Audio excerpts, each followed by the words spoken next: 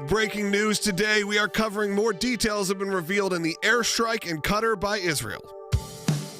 Keeping you informed and engaged, now more than ever. This is Sekulow.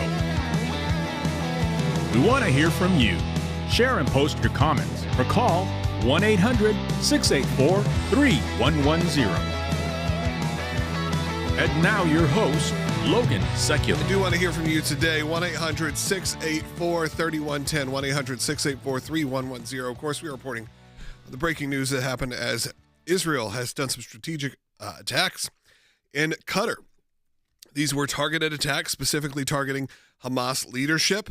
Qatar's not happy about this.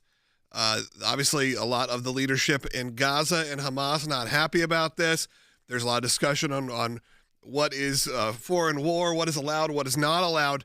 I just want to open up the discussion to you. Obviously, there is a chance that this is another moment where we are heading towards some sort of resolution and ending to this. Qatar has been home now, though.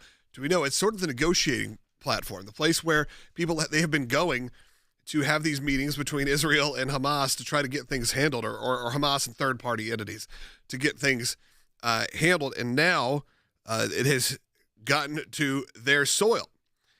What does that mean looking forward? Yesterday, I sort of posed the question to Jeff Balaban at ACLJ Jerusalem of it kind of feels like Israel is at a bit of an impasse here, where they either need to finish the job of which they said they want to do, whether you agree with that job or not, which would be to completely eliminate Hamas, which would probably end up in the full leveling of Gaza, which, again, Israel has not done. You're seeing different kind of imagery. Of course, you do see some imagery that is horrific and horrible. But remember that a lot of times it's like this. There was a strategic place they wanted to go after. There are people they were going after. They do it. They get the job done. They get out. They provide a lot of humanitarian effort. They've tried to. They've actually provided more humanitarian effort than I think any foreign war has provided on someone to their enemy, if you will.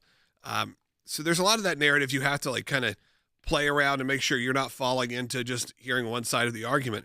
However, we are now approaching, 3 years since the attack on October 7th. In just a month, it will be 3 years since then. There are still believed to be some hostages alive in Gaza. It seems like every time things get quiet, they seem to get rapidly brought back up. 2 years, 2 years since the attack. Is that correct? Yeah, 2 years. It'll be the third year this October. Yeah, exactly.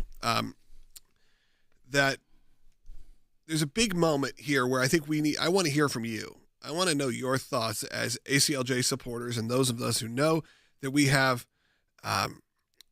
people who have been supportive of the state of Israel for a number of years. But, it's kind of like the war in Ukraine. At some point, you start to tire of it. You start to wonder if, not necessarily if you're on the right side or not. I think it's pretty clear what side's the right side, but whether you can, how much you can tolerate.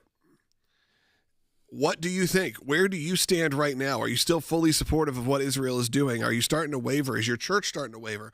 Are your friends starting to waver? Are they maybe just wondering what the end game is here from Netanyahu and the group over there? We're going to be joined later on by Chris Mitchell from CBN News, who is he in Jerusalem right now? In Jerusalem, he's the Middle East bureau chief for CBN News. A lot of insight there, as well as CeCe Heil later in the broadcast about some of our international work, not directly related to this, but some other issues that we want to keep you up to speed on. Yeah, and that's the thing, is that obviously we don't want to focus exclusively on one topic typically, but today it's the news. It's the mainstream news right now is talking about this additional attack that, again, has happened in Qatar. If you're just watching right now, that is, Will, why don't we give a little bit of 55 seconds here? Why don't you tell people before we go to break what happened? Yeah, very briefly.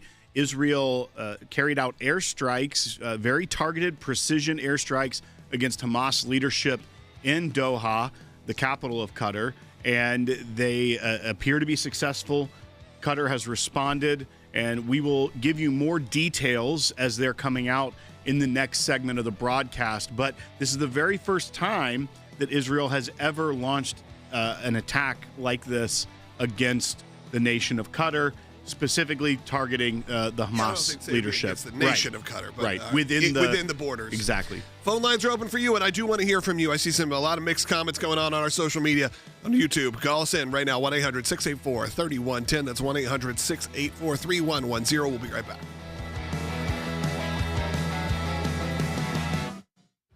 So we've got breaking news from the Middle East, and this is significant. Moments ago, the Israeli military saying that it conducted a strike against senior Hamas leadership. Multiple explosions reported not in Gaza, but in the capital city of Doha in Qatar. Smoke rising over a district known as Qatar, and this is a popular cultural hub. Israel's military and Shin Bet, the country's spy agency, are claiming responsibility. They released a statement saying it was the Israeli Air Force that carried out a targeted attack on Hamas. Israeli officials say they were going after two key individuals in Hamas leadership, Khalil al-Hayya and Zahir Jabarin. This is the deputy political bureau leader of Hamas and also one of the finance ministers of the organization. We know that Hamas has used Qatar as a base. It's where their negotiating team has been having meetings in the last few days, and it's also where U.S. and other officials have been meeting with them. A statement from the spokesman for Qatar's foreign minister,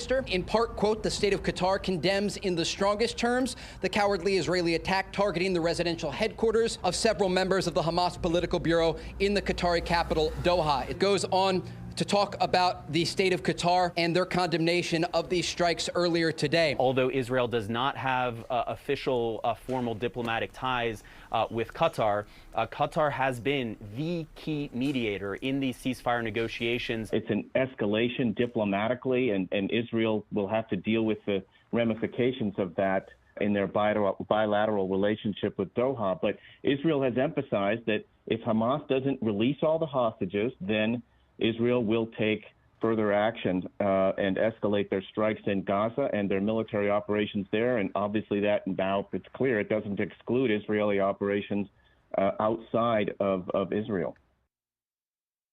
A lot of you are just joining us right now, so I do want to give a bit of a recap. We're going to be joined a little bit later by Chris Mitchell from CBN News, who's in Jerusalem as well. CC Heil here for the ACLJ to talk about not just the work of the ACLJ, but our international work, some of it that's moving forward, some that's been delayed. I think that's always important to give you full updates on really what's happening, why they're happening, why things at the UN happen, how we get involved in those situations, because the ACLJ never sleeps, and that's true. You go to aclj.org, look at the incredible content we're posting here. This is not just a 1 hour a day show with 24 hours.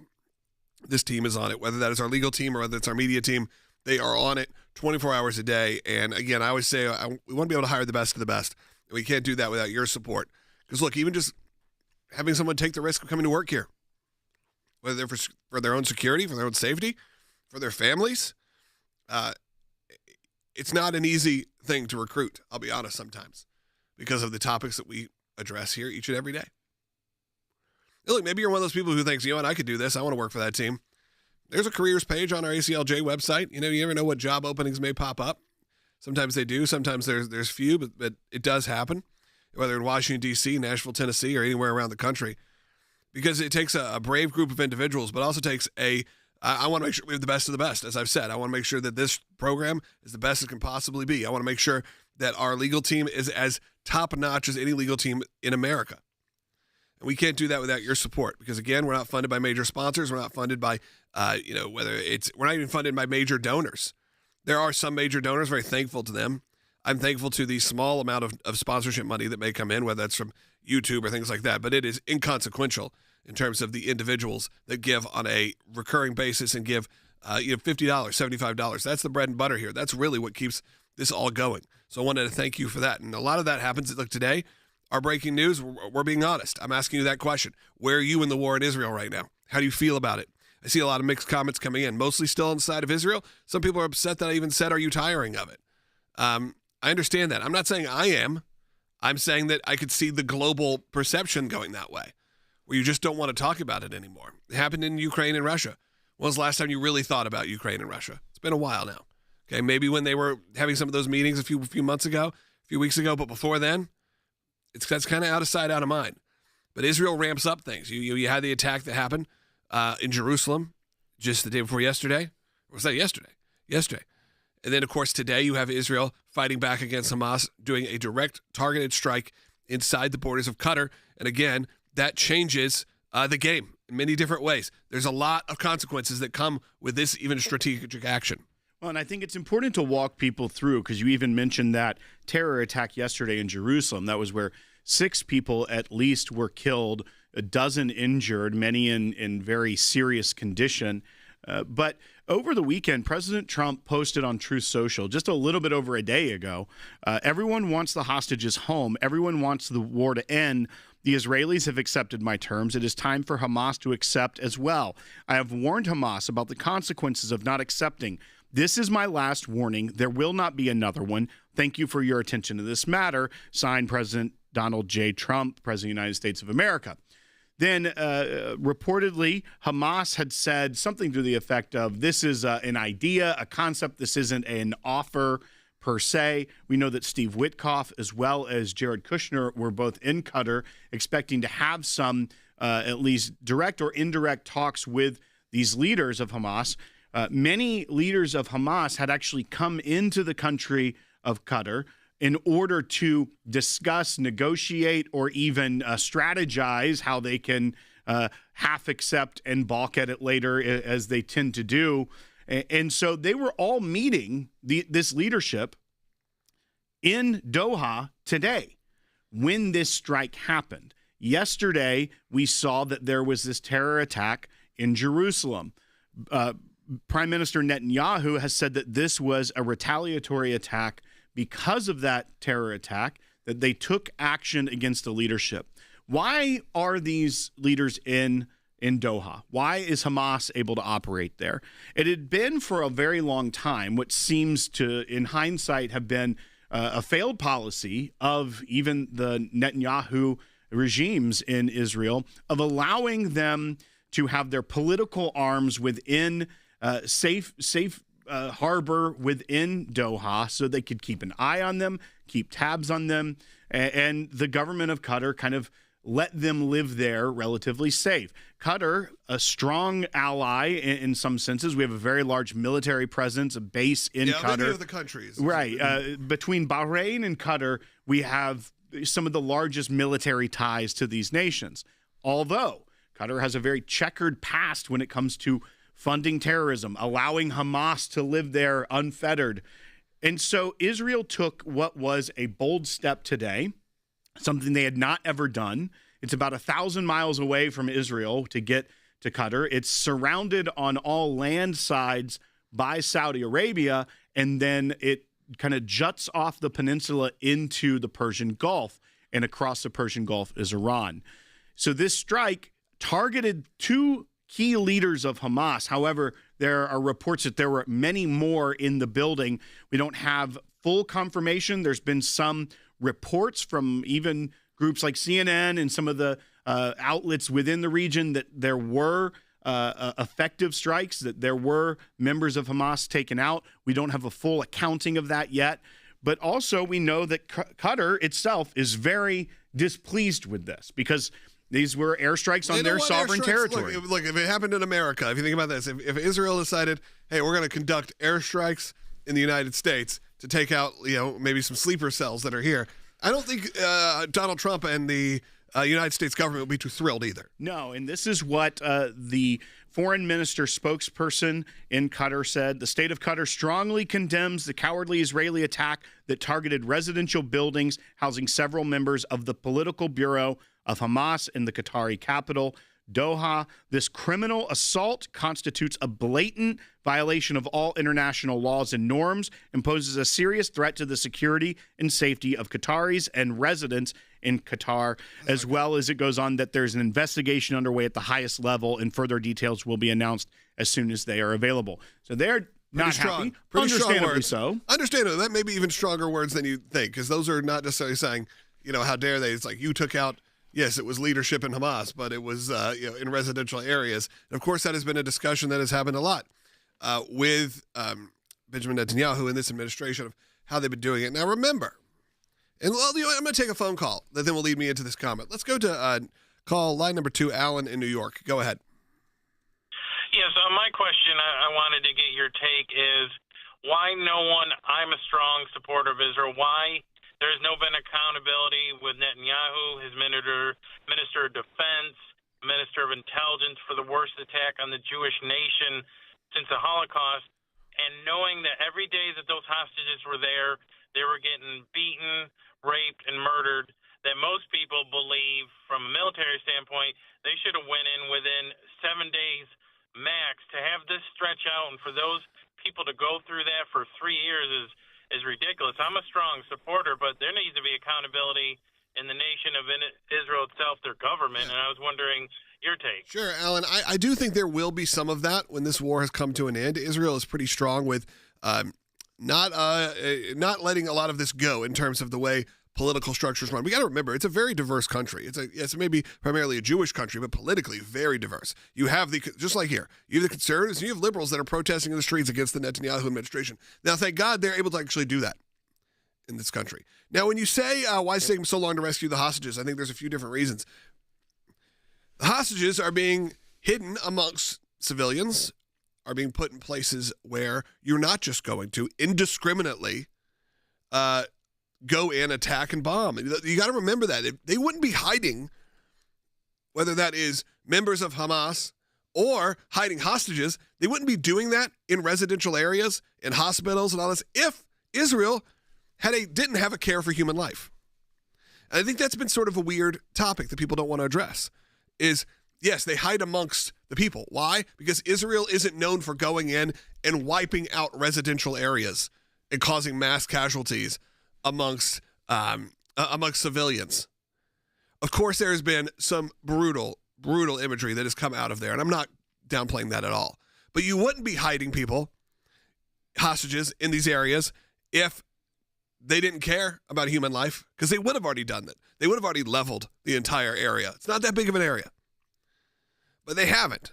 And that brings us to that weird nexus, as I said, where either you figure out a way to end this war, Netanyahu administration, whether that is by your end goal, which is the complete obliteration of Hamas and to take back over Gaza, or you figure out a way to end it where Israel still comes out as victorious and you don't give anything up, because I'm concerned about that as well, as the tide is turning. Again, that was a proud supporter of Israel who called in, who also has some concerns. I think it's okay to have those concerns. I think it's okay to have those questions. We're going to bring those questions also to Chris Mitchell coming up here. He's from CBN News. He's there in Israel right now. Give you a bit of a different point of view. Again, support the work of the ACLJ when you can at aclj.org. I want to always be honest with you, and that's what I've always said, whether it is something that we support administration, we don't support administration, whether we question our decisions, whether it's cut and dry.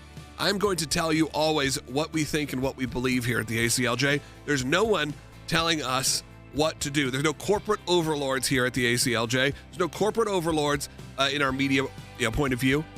It is us being honest with you 100% of the time. We'll be right back. You wake up to the news, and again, it's not getting a ton of mainstream coverage here in America, that two Palestinian gunmen, opened fire at a bus stop, and on this bus, killing 6, injuring quite a few. And again, at a moment where Hamas praises it, everyone praises it, and you see this is a strictly, specifically, this is a terrorist attack that happens, and it's happening now in the streets of Jerusalem. It was a very busy area in Jerusalem, a very busy bus stop in Jerusalem, people on their way to school and work. And what comes out of it, there's some extraordinary videos being played now on social media, on Israeli television, of, for example, a cab driver, middle-aged guy, who there's obviously shots, people are fleeing. He gets up, he walks around, and he opens the door, and he escorts an elderly lady out, his passenger. While he's doing it, like a bullet shatters the bus window right next to him, but he is trying to get her to safety. There are other videos of a young guy, obviously a yeshiva student, a Talmudic student, scholar, who is also in the army, rushing in, and he is actually one of the ones who engaged the terrorists with fire and helped neutralize, as they say here, kill those terrorists. And so, and then the names go out. The names go out first for prayers and then also for just condolences. I also want to bring up that this specific type of event, when they say globalize the intifada, this is the classic intifada tactic. This is the suicide bombing, the running onto a bus and shooting people. So when you hear people say globalize the intifada, they mean this specific type of terror. They don't mean rockets launching like Hamas does. They literally mean Palestinian terror by taking and targeting indiscriminately civilians on a city bus and making sure that they kill Jews. That is all they care about.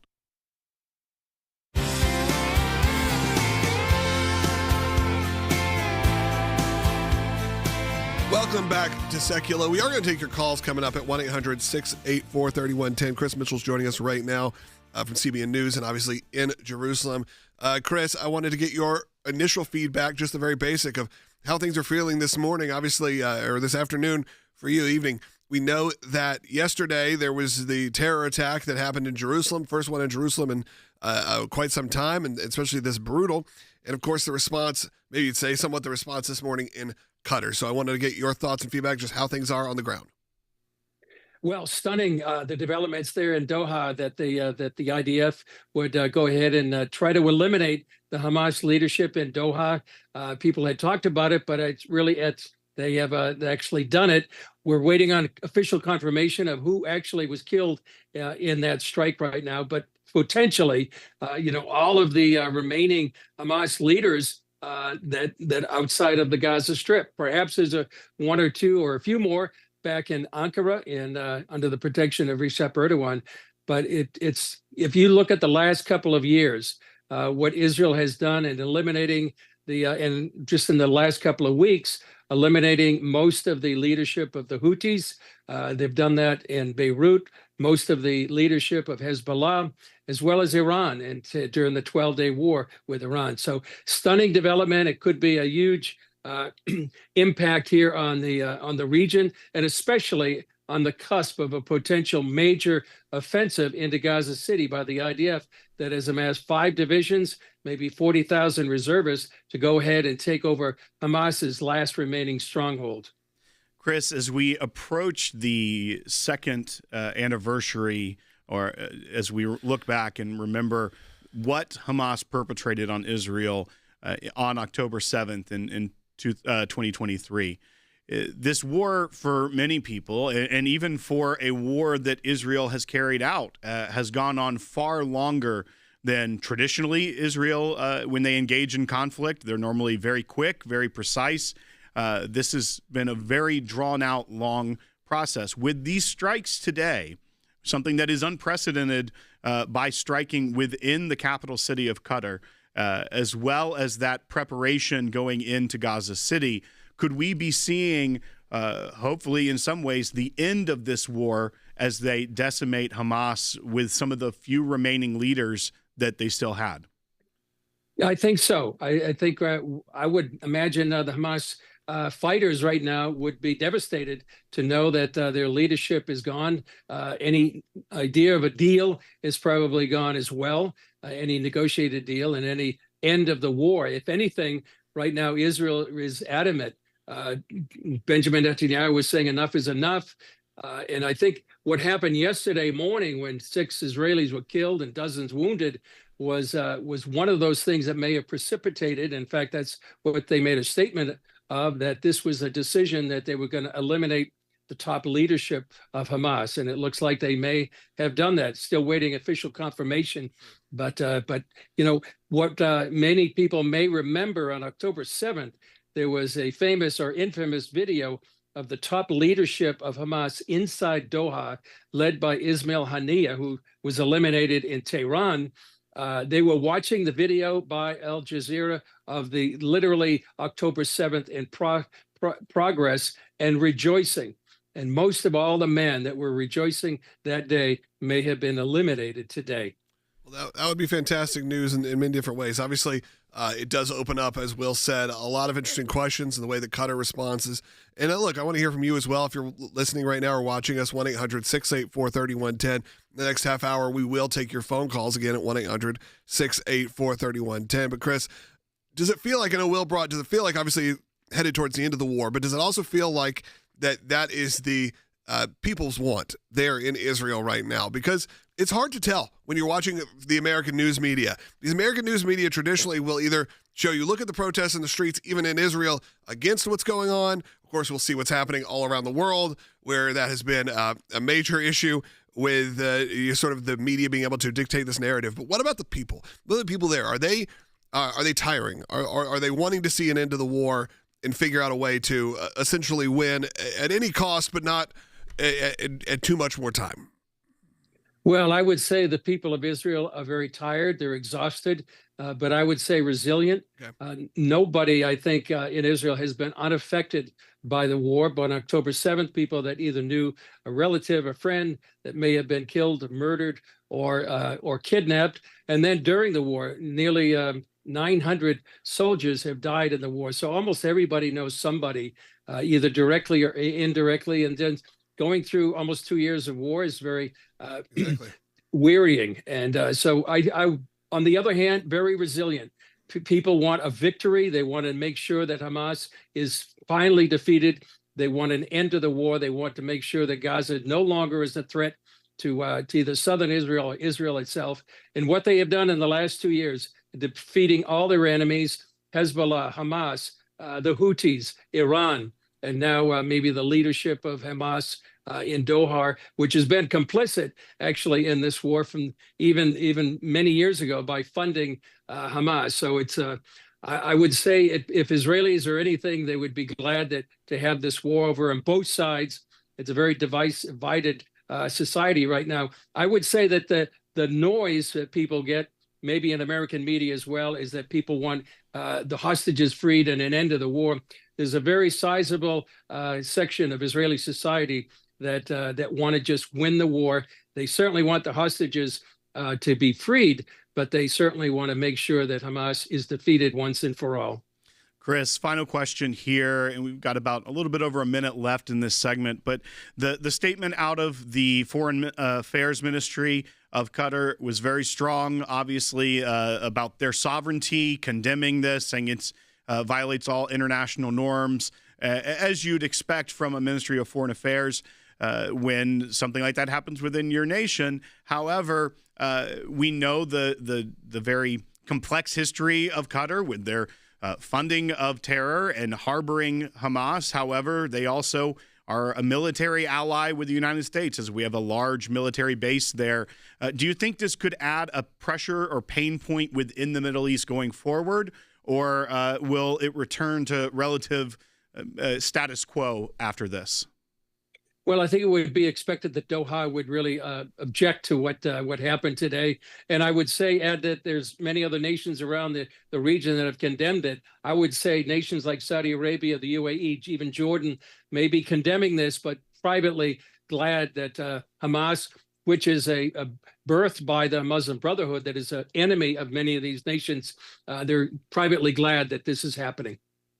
Thank you so much, Chris, for joining us again. You should always make sure you follow everything that he is doing. As Chris Mitchell, CBN News Middle East Bureau Chief, always a great voice to have on the air and give you a different point of view of really what's going on the ground from a news and journalistic perspective. You know, we have our ACLJ Jerusalem team there. That's great. Our legal team and everyone in the media team. But to actually have someone coming in who can give you that journalistic point of view is always fantastic. So thank you, Chris, for joining us. We do have a second half hour coming up. If you lose this on one of your local terrestrial radio stations that you may be listening on, join us live. We're at ACLJ.org. We're on YouTube. We're on Rumble. We're on Facebook. However you get a live stream, we are there for the most part. We're also on Salem News Channel Live, 12 to 1 p.m. Eastern Time. Work your way back from there. If you're hearing this later on, you can catch that full hour at any time, archived again on ACLJ.org, the ACLJ app on YouTube. You know what to do. If you know how to get streaming media, you can find us there. And we only could do that because of people like you. So while we take this less than a minute break coming up, just enough to take a sip of water, it is enough time for you to make a donation. Go to ACLJ.org. Become a champion if you can. Back in less than a minute. Israel is under attack. And every day I see ordinary Israelis acting as champions.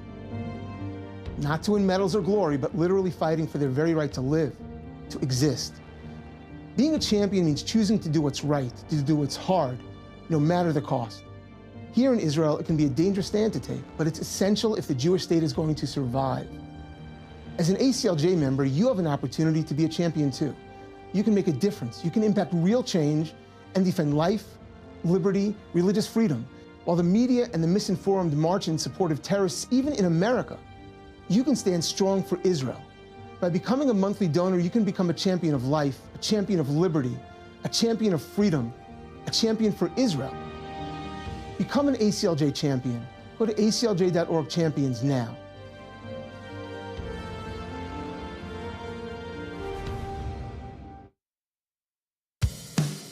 Keeping you informed and engaged, now more than ever. This is Sekulow. And now your host, Logan Sekulow. Welcome back to Sekulow. Phone lines are open for you, 1-800-684-3110. For those just joining us, we are talking about the attacks in Qatar today as Israel struck targets of Hamas leadership. This is a big moment, as this has not been an attack yet there's not been an attack on Qatari ground in this war. So again, things are moving at a rapid pace, of course, coming from yesterday's attack in Jerusalem, where Palestinian Hamas sympathizers, at the bare minimum, went in and killed multiple people at a bus stop, a residential area of Jerusalem, something that has not really happened often in this war, except for the direct, just right after, when things were like in early November, when things were very, very hot going on, before the war even really maybe strategically fully began. That is the last time there was an attack in Jerusalem like this, and this has gotten worse. And of course, today, we wake up to this news that Israel has done the strategic strike in Qatar, again, going after Hamas leadership. The Qatar government not happy with Israel at all. Again, you can't necessarily blame them. Imagine this would happen in America but again, the way they've even phrased it, it's kind of how you'd expect. It's a little bit more on the side of not necessarily Hamas, but not on the side of Hamas. It says something like, these weren't your military officials, these were your government officials, and how dare you, kind of, in some ways. Look, Israel has been dealing with a lot. I asked that question. I posed the question, if not only are you just still standing with Israel, which I know many of you are standing with Israel, but are you exhausted with this war? Are you ready for it to end in a way? Are you okay with the ending if it doesn't end with the complete destruction of Hamas? Are you okay with the ending if it doesn't include Israel taking full control of Gaza? What if it is some other kind of way out? I think we're building to something right now. I've said that before, though, and I've been sadly mistaken. Look, I desperately want to get back to Israel. I miss it tremendously. We have our office there and our team there. It is a place that I love and a place I feel deeply connected to. But unfortunately, every time one of these moments happens, it feels like we're taking multiple steps back and getting to normalcy in Israel. And of course, it's a very small plot of land. So it's not talking about, let's say that an attack happened in New York and you lived in Southern California. It's not the same. It would be like an attack happened in Tennessee and you live in Huntsville, Alabama. You live pretty much right across the border, 80 minutes away. That is what it's like when there's attacks going on in Israel, specifically in Jerusalem, and attacks going on in the region. And I know it's hard to put in a picture because you imagine any sort of country and nation as these large scales, but you've got to remember, we live in a very different country, whether that is America or Russia or China. Take a few of those nations away, and all of a sudden you are living, especially in the Middle East and in Europe, you're living in states or smaller sized plots of land for your entire nation. And Israel is surrounded by not necessarily the most friendly of group to them. So what does that look like for you? Give me a call. I want to hear from you. 1-800-684-3110. Cece Heil's going to be joining us, our ACLJ attorney. She's been to Jerusalem, actually, and into Israel over the last few months. So she can talk about her stays there, what it's been looking like. And then we'll talk about some of the work the ACLJ is doing at an even broader and bigger play. Some good, it's all good. There's good, but then there's delays, there's things happen. But we're there for our clients. The ACLJ, if you're listening to this, you never heard of us before, American Center for Law and Justice, been around 35 years now, supporting those who need legal help, representation. That could be someone who's a persecuted Christian or persecuted for their faith. In any nation around the world, we pretty much can get somebody representing them. Or, of course, United States, it could be what sounds simple, like a prayer in school or a Bible club or something like that. But, sometimes you're a homeowners association. You know how strong those homeowners associations can be. We got to make sure that we can be there and represent people who never could probably afford it. But they can afford it because people like you support the ACLJ. That's it. That's the only way. Whether we're representing a president of the United States or representing a kid going up against a school board, or whether we're going to Israel or to anywhere where there is also people who are struggling because of their beliefs and their faith. We are there. You can obviously get help yourself. If you're listening to this, you go, this sounds like something for me. My kids are going back to school, and they're suffering some sort of issues at school based on their faith. Or maybe Christmas is around the corner as much as you don't want to believe it. Maybe that's starting to already percolate there on your school campus. Go to aclj.org/help. When we get back, we're going to be joined. You fill out a very simple form. You get attached to a lawyer immediately. We're going to be joined by one of those attorneys, Cece Heil, coming up in the next segment. We'll be right back.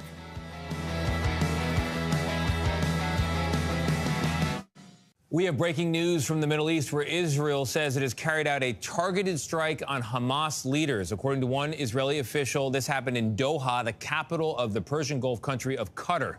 The government there calls it a, quote, cowardly attack that violates international law. This attack, when the explosions were first heard and black smoke was seen rising from this residential compound in Doha, it came literally minutes after the military wing of Hamas accepted responsibility for the mass shooting attack in Jerusalem yesterday. The White House was notified by Israeli officials just before the attack that this would be taking place this morning. That's according to a White House official. So as we're learning more and as we do have confirmation now to NBC News that Israeli Defense Forces did carry out this attack in Doha, Qatar on Hamas leadership, we're learning now that the U.S. had been notified, I'm told, just before the attack took place this morning. I asked follow-up questions as to whether the U.S. greenlit the attack or what the circumstances were surrounding it and have no further details at this time. I do expect, though, that we could hear more from the White House throughout the day on this, both a 1 p.m. briefing with the White House Press Secretary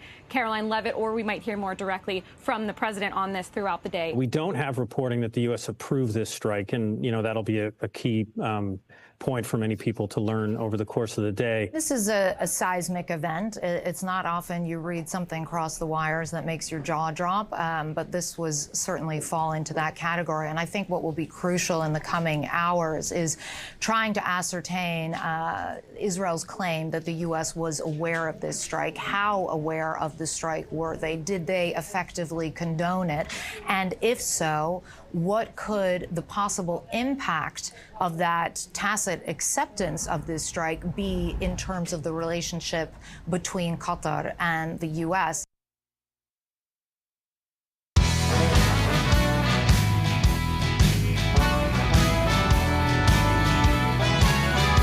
Welcome back to Sekulow. CeCe Howells joining us, senior attorney here at the ACLJ. And again, in the next segment, I'm going to take as many calls as we can. Right now, we have 4 lines open. I'll be honest, 1-800-684-3110. Great time to call in. I'm curious your thoughts. Thousands of you watching right now. When you think about the current war in Israel and what's going on this morning, obviously there was the strategic attacks by Israel in Qatar going after some of Hamas leadership there. What does it look like for the future of the war? What does it look like for you personally? Are you tired? Are you still with Israel? I mean, most people are with Israel, but are you trying to figure out, are you wanting this to come to an end rapidly? What kind of ending would you feel comfortable with? That's a whole bunch of discussions I'd love to have with you. Give me a call at 1-800-684-3110. I did want to pivot a little bit, though, to what's been going on with the ACLJ and some of our work in Pakistan. CeCe, why don't you give us an update? Because there's been some moves, and again, this is what we have to be honest with people with. Sometimes there's good, sometimes there's bad, sometimes things get held up. There's a lot of issues that come into play, but that's why we got to have teams ready whenever we can. Right. So our office in Pakistan, as we talk about a lot, we have an office there literally in Pakistan, and the cases that we take mostly there are blasphemy cases.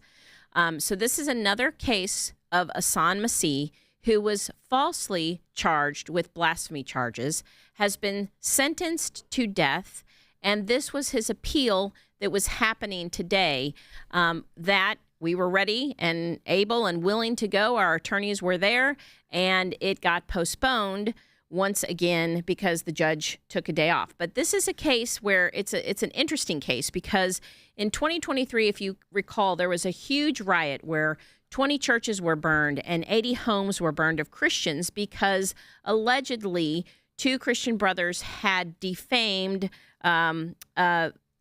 the Quran, just a page of the Quran. They had scribbled on it. So during this riot, Muslims actually took a picture of the evidence. So they took a picture of this one page with some scribbles on it. That page then was literally sent all over the world. Everybody on social media got it. It was all over. And Muslims were the ones that took it, and they were the ones that distributed it. However, our client, Hassan Masih, he was the only one arrested and charged because allegedly he had reposted the picture on TikTok.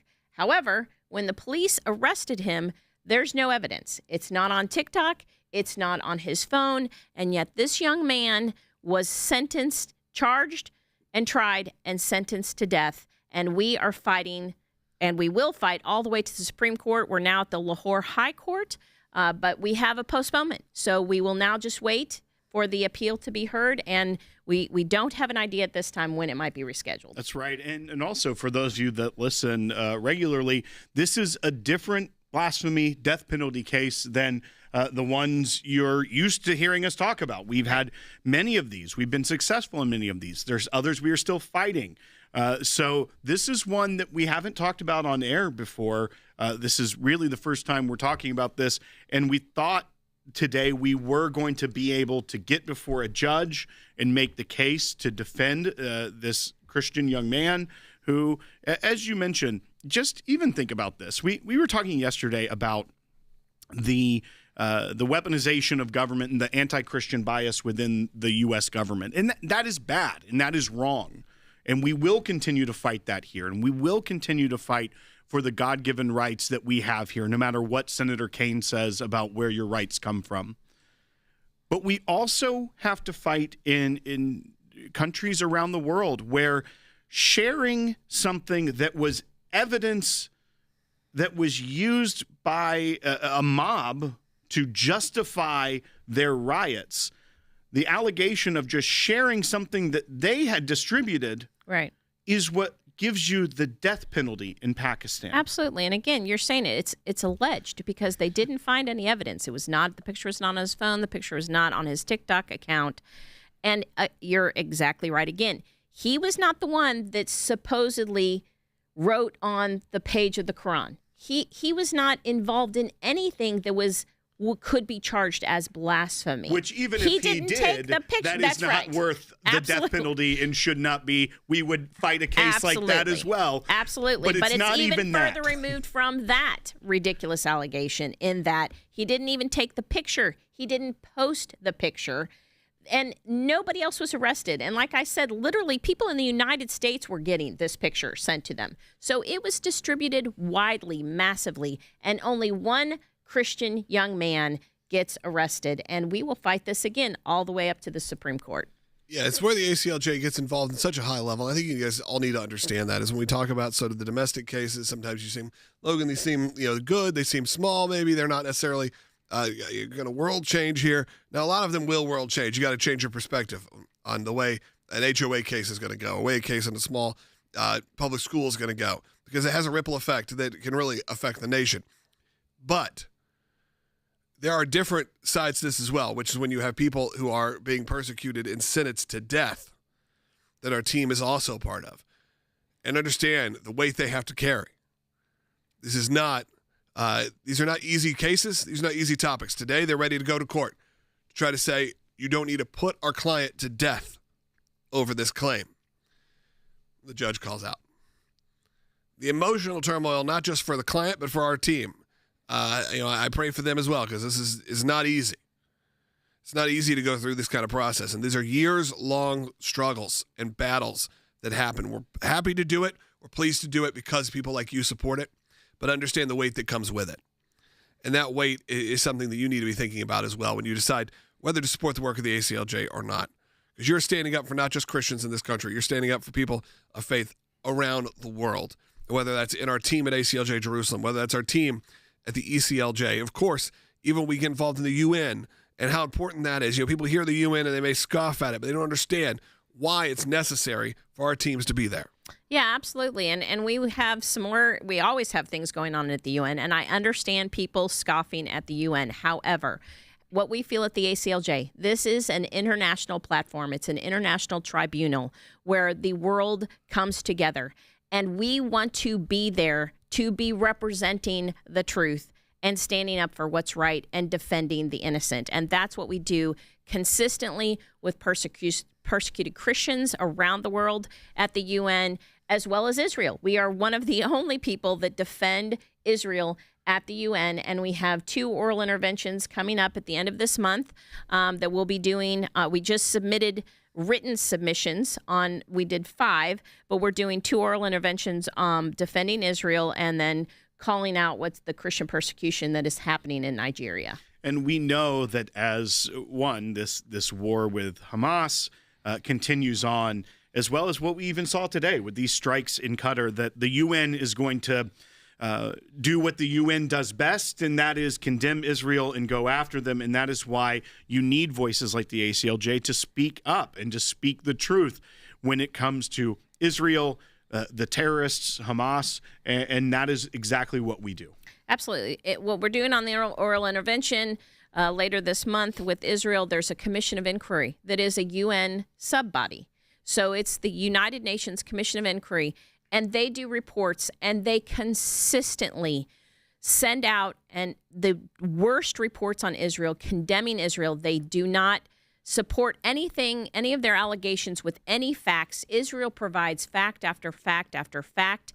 They will provide video confirmations, and the Commission of Inquiry just ignores that and just denies that. But all Hamas has to do is say, no, this is what happens, and they believe them. And so we come after that commission, which is part of the United Nations itself, and we call that out, and we defend Israel, and we will do that again at the end of this month, and we will call out what's going on in Nigeria, where 7,000 Christians have been killed already this year. 7,000 this year, Christians have been killed in Nigeria. That's horrible, but I'm glad the ACLJ team can be there. When we get back, look, we got only one line open now, 1-800-684-3110, with a lot of people with a lot of different points of view. I want to read you this statement real quick, though. This just came out from the NYPD, New York Police Department News. We are tracking the situation unfolding in Qatar, and out of abundance of caution, we're deploying additional resources to religious, cultural, and diplomatic sites across New York City, and coordinating with our federal partners. We'll continue to monitor for any potential impact to New York City.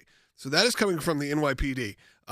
For better or worse, you may go, okay, that's a very interesting moment. I mean, obviously, New York is a very international hub. It's the capital of the world, if you will. But the fact they felt like they needed to put that out on social media also says a whole lot, Will. That's right. And when you think about even the attack in Jerusalem yesterday, that was on a bus, not against political officials, not against military targets, against civilians riding a city bus using public transit. That is how Hamas operates. And when you think about even what Rashida Tlaib said last week, saying that what has been tested on the killing fields of Gaza is making its way here, that is a concerning statement, because what happens in Gaza and in Jerusalem at the hands of Hamas is indiscriminate killing of innocents. And when you see the NYPD is concerned enough about an airstrike against Hamas political leadership that they feel like they have to put out a statement that we're going to deploy resources to religious, cultural, and diplomatic sites, I think you know what they are concerned about. Absolutely. And you have to be thankful that they are taking it seriously. For sure, absolutely, and making that statement very publicly known. Phone lines will open up, but we're going to hear from a lot of you coming up in the next segment. Stay tuned. Your voice is up next.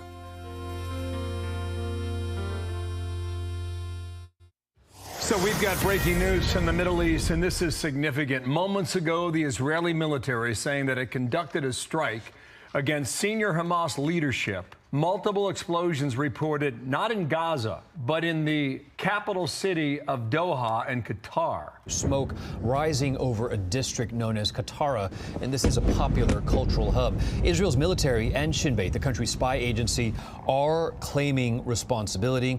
They released a statement saying it was the Israeli Air Force that carried out a targeted attack on Hamas. Israeli officials say they were going after two key individuals in Hamas leadership, Khalil al-Hayya and Zahir Jabarin. This is the deputy political bureau leader of Hamas and also one of the finance ministers of the organization. We know that Hamas has used Qatar as a base. It's where their negotiating team has been having meetings in the last few days, and it's also where US and other officials have been meeting with them. A statement from the spokesman for Qatar's foreign minister, in part, quote, the state of Qatar condemns in the strongest terms the cowardly Israeli attack targeting the residential headquarters of several members of the Hamas political bureau in the Qatari capital, Doha. It goes on to talk about the state of Qatar and their condemnation of these strikes earlier today. Although Israel does not have official formal diplomatic ties with Qatar, Qatar has been the key mediator in these ceasefire negotiations. It's an escalation diplomatically, and Israel will have to deal with the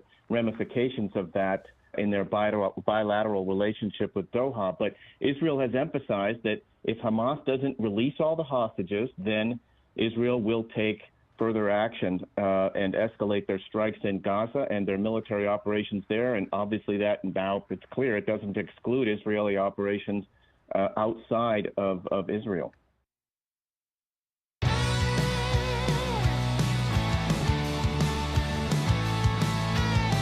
Welcome back to Sekulow. Phone lines are jammed right now. We'll get to them. Let's go ahead and start with Jack, who's calling in Pennsylvania on line 1. Jack, listening on the radio. We appreciate it. Go ahead. Yeah, I have a comment and then kind of a rhetorical question. All right. When is the last time that Israel has conducted an unprovoked attack against any Muslim or Islamic nation? Unprovoked. Yep. Okay? Never. I don't think it's ever happened. Not that I know. But I would suggest there's no two-state solution. Forget about that. That any opponent of Israel who initiates military or political action against Israel needs to be utterly and totally eliminated, destroyed. There's no compromise. These people have been indoctrinated from the time they were knee-high to a gnat that Israel is bad and needs to be destroyed. You're not going to be able to remove that mentality from their thinking. Therefore, whenever, like Hamas, Hezbollah, whoever, and I'm talking now about anywhere in the Middle East, in fact, in the United States, if there is a group or whatever, you don't destroy them militarily, but you do with subterfuge. Jack, I get your point. Look, I think that has seeped into a lot of America's thinking. I've seen it.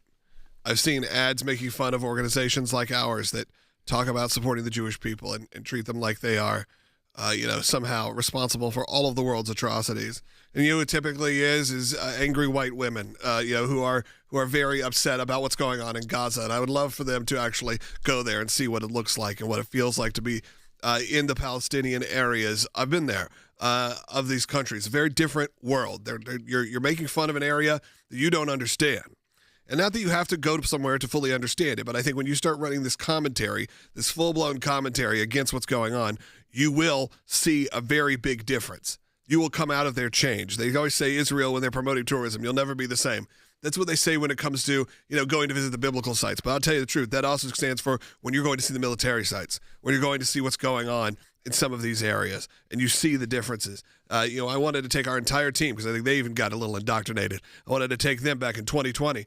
Of course, we know what happened there. Tourism slowed down. We weren't able to take our full crew to Israel. And what happened was 5 years later, we still can't, because there is a war that has been ongoing now for a number of years. Once the world reopened, Israel had to slowly, yes, there are people who are still going, there are tourism that happen, but it's not on the scale of what it used to be. You're not able to experience what you're able to used to, because I even want them to be able to go into those lands to see what it's like there, so they understand when we're talking about it every day, we're not talking about it from a place of ignorance.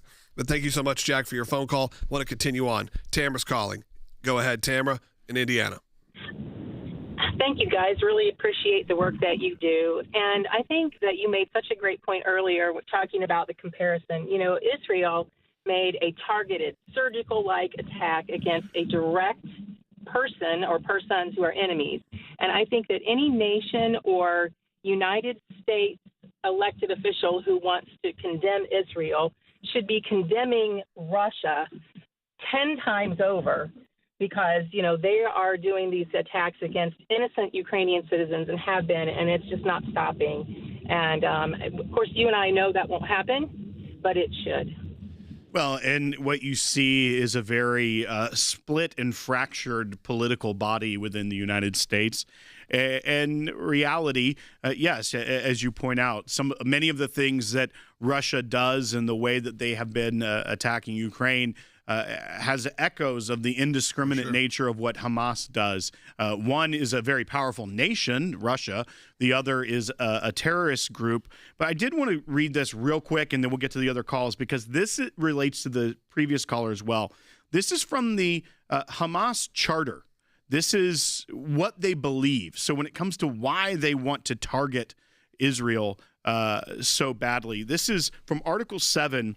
It says, Allah bless him and grant him salvation. The prophet has said, the day of judgment will not come until the Muslims fight the Jews, killing the Jews. And when the Jew will hide behind stones and trees, the stones and trees will say, O Muslims, O Abdullah, there is a Jew behind me. Come and kill him. And then Article 8 is their slogan of Islamic resistance movement. Allah is the target. The prophet is its model. The Quran, its constitution. Jihad is its path, and death for the sake of Allah is the loftiest of its wishes. That is their core beliefs. So, no, there is not a two-state solution when it is governance by Hamas. Not right now. I think that ship has sailed for now. Look, there'll be another election. We'll see what next year in Israel. We'll see who they decide to bring in, whether it's a more liberal group or it's a more conservative group. And maybe at that point, there'll be an answer to the end of this war, and there could be some two-state solution concept, but not right now. That is not even on the table, and don't think it is. Let's continue on. Charles in Alabama. Charles, I understand your thoughts. Go ahead. All right. If for instance, Georgia was to invade Alabama, I guarantee that we would have a response, and it would be violent. We're not going to allow them to come over here and kill us, and I'm proud of Israel for getting their priorities straight. They started out taking care of the terrorists. Now they're working on the leadership. Absolutely. Take the leadership out. I'm proud of y'all. I ain't Jewish. I ain't Israeli. I'm Alabama. But I know how to make a violence stop, and that's by return violence. All right, Charles, thank you so much. I think I may be related to Charles. That got a little Feinbaum-y in that moment there. And you know great. What? I like to see the unification. He would go and attack in Georgia, which is good because, football-wise, I'm going to be honest with you. The University of Georgia has been attacking Auburn for quite a few years. Yeah. I'm upset about it, and Charles, hopefully, we will retaliate this year on the football field. I don't know. I don't know if he stands with you or not, man. I don't know. He's probably an Alabama fan. The next statement felt like it was going to be about, I went down there in the trees and something happened. All right, let's go ahead and go to Diane in California. Let's get ourselves back on track. Diane, go ahead. Hi, how are you? I'm all right. Go ahead, Diane. I was just wanting to remark that I stand with Israel, and everybody goes, well, there's a difference between the Hamas terrorists who are actually firing the weapons versus the group that's in charge of telling them what to do. They can't say that they're innocent. No. You cannot have that type of attitude, those type of people that wish to destroy you and everything you have next door. Yeah, of course, if we're talking about, Diane, we're talking about children, that's one thing. But we're talking about adults. Look, this was an elected group. I think people need to remember that, too, okay? This was not, Hamas came into power by choice. Now, of course, they've stayed in power. It may not be the same now. You have seen some uprises there, but not near as much as you would like. I want to quickly go to Matthew, who's calling on line 6. Matthew, you've got 1 minute left in the show total, so I'm going to give you 25 seconds. Go ahead. I stand with Israel. They need to go in and get their hostages, and they need to kill those who get in the way. All right, Matthew, you know what? I think calling for the end of the war is maybe an appropriate way to wrap up this show. We appreciate everyone who's listened. Look, I told you I'd hear from you. We heard from a wide myriad of people, most of them still supportive of Israel, some wanting this war to end, some conflating it to what's going on in Ukraine and how we're as the guys on the street said in Israel, it's exhausting. It's tiring. Whether it's topically or whether if you are living there and you're breathing it and you're dealing with war in wartime. So pray for those people in Israel. Pray for our friends all around the world. And I encourage you to go to ACLJ.org, where you're not only going to find incredible resources that you can use with all your friends and family. You can share all this incredible content absolutely free. You're going to find it without a paywall. And that is because you support the organization financially. No, we appreciate that. Talk to you tomorrow.